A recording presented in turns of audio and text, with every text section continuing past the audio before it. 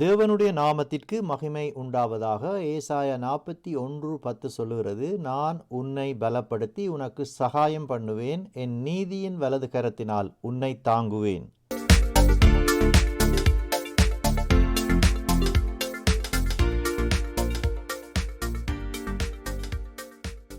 எலியா என்கின்ற வல்லமையுள்ள தீர்க்கதரிசியும் ஒரு நாள் சோர்வின் பள்ளத்தாக்குக்குச் சென்றான்.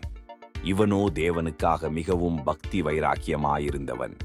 ஆகாப் என்னும் இஸ்ரவேலின் ராஜா கர்த்தருடைய பார்வையில் பொல்லாப்பானவைகளை செய்வதை உணர்த்தும்படி அந்த ராஜாவின் முன்பாக துணிவுடன் நின்று, கர்த்தருடைய நாமத்தினாலே மழை உன் தேசத்திலே பெய்யாதபடிக்கு வானத்தை அடைக்கிறேன் என்று துணிவுடன் சொன்னவன்.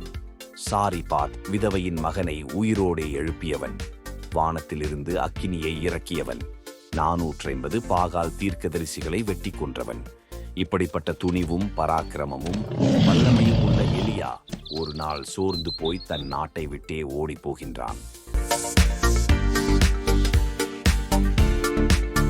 சோர்ந்து போன முதல் ஆள் நான் தான் எனக் கலங்காதீர்கள். சோர்ந்து போன பலரில் நீங்களும் ஒருவர். திடன் கொள்ளுங்கள், தேவன் பெரியவராயிருக்கிறார்.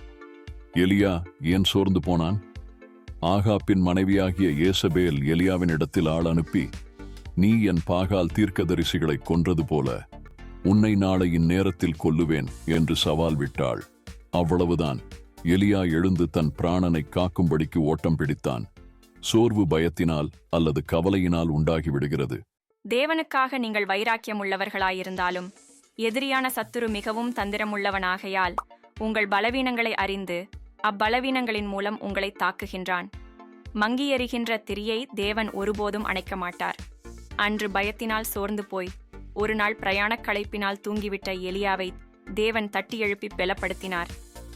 அங்கே 2 தடவைகள் தேவன் சுடப்பட்ட அடையையும் தண்ணீரையும் கொடுத்து உற்சாகப்படுத்தியதோடு தொடர்ந்து செய்ய வேண்டிய பெரிய ஊழியங்களை கொடுத்து பெரிய தீர்க்கதரிசியாக எண்ணப்படும்படிக்கு எலியாவை உயர்த்தினார். மிகவும் அதி உயரமான மலையொன்றில் ஏறிச் சாதனையை உண்டு பண்ணியவரை அநேகர் வரவேற்றனர். இச்சாதனையை செய்யும்போது உங்களுக்கு சிரமத்தை கொடுத்தது எது என அங்கு நின்றவர்கள் கேட்டனர். அவர்கள் எதிர்பார்த்தது ஒரு பெரிய பாறாங்கல் அல்லது கூரிய செங்குத்தான பகுதி எனச் சொல்வார் என. அம்மனிதன் சொன்னார், நான் மலையில் ஏறிக்கொண்டிருக்கும் போது ஒரு சிறிய கல் என் சாவாத்துக்குள் நுழைந்து விட்டது. அது என் பாதத்தை தொடர்ந்து குத்திக் கொண்டிருந்ததினால் பெரும் வேதனையை உண்டாக்கிவிட்டது என்றாராம்.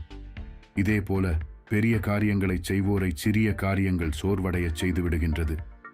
அநேக கிறிஸ்தவர்கள் பெரிய போராட்டங்களைக் கண்டு அஞ்சுவதே கிடையாது.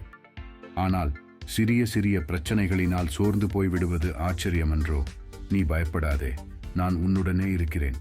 திகையாதே, நான் உன் தேவன். கர்த்தர் தாமே உங்களை ஆசீர்வதிப்பாராக. New creation church, Paris.